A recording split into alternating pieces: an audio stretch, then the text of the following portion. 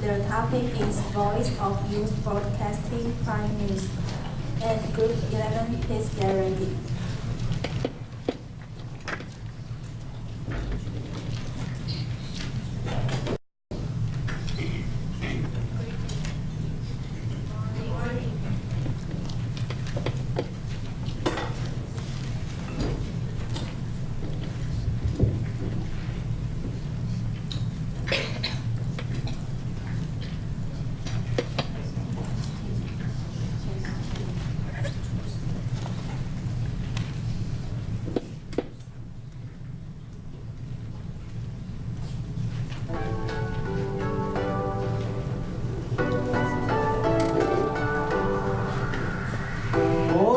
Youth Broadcasting Prime News.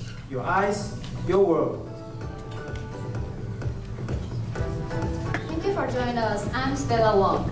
Discussing news subjects from around the world. That includes what's happening in Hong Kong.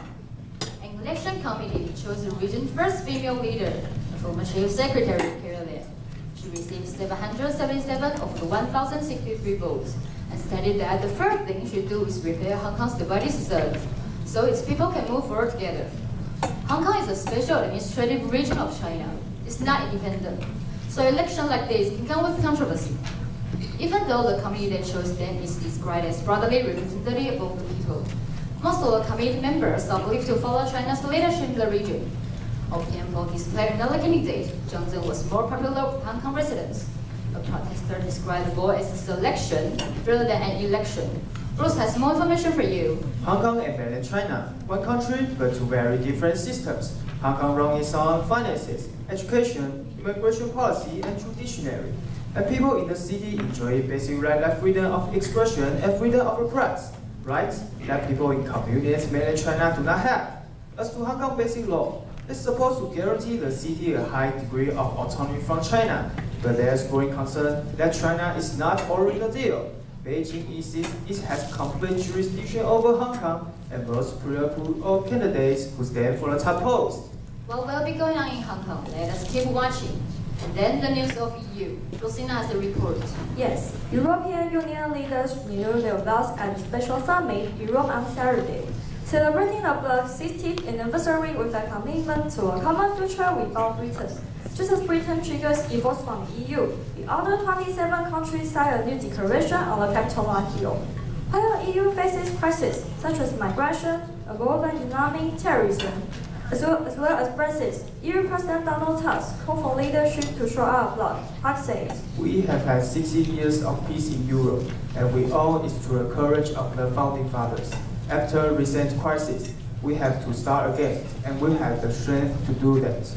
The Rome Declaration proclaims that Europe is our common future in a changing world. French President François Hollande said the message from Rome was, "We are stronger together." However, the pontiff wrote that the Christ-ridden blood risks dying without a new vision. British Prime Minister Theresa May's absence, as well as the rollover of the Rome Declaration, underscore the challenge the EU faces. And then important news regarding Washington, Beijing, and Taipei. Elaine. News from Florida.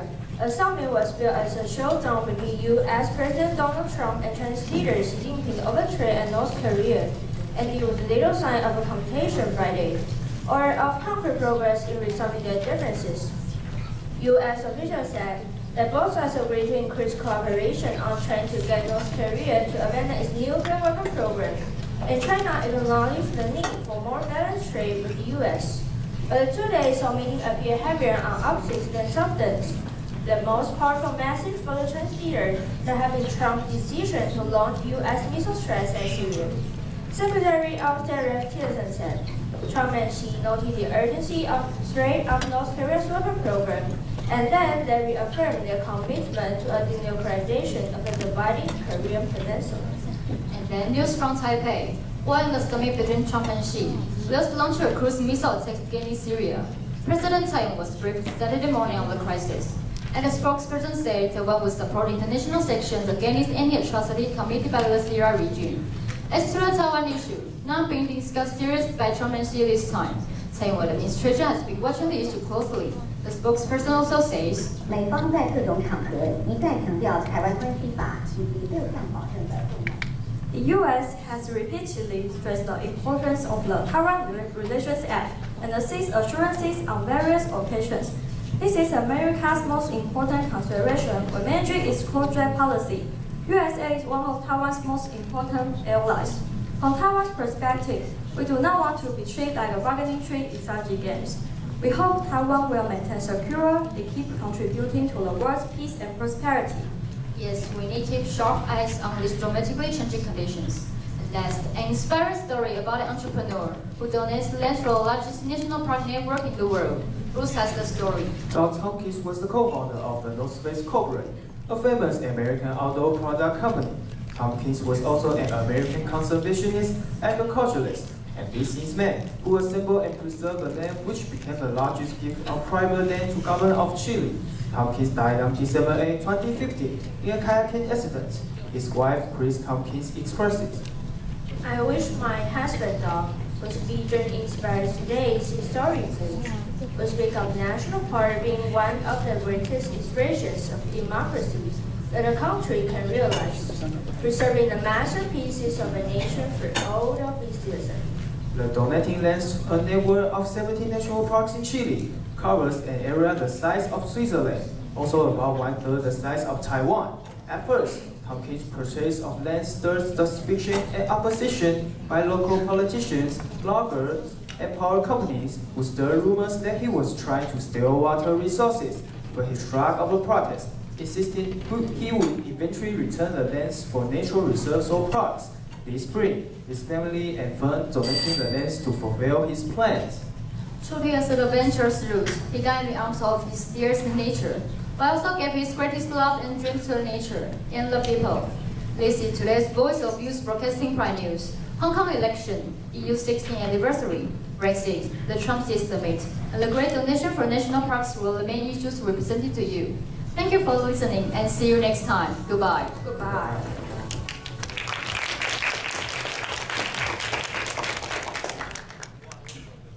Thank you for your performance. Let's welcome Group 11. Their topic is Evening News on BCC Radio. And Group 12, please get ready.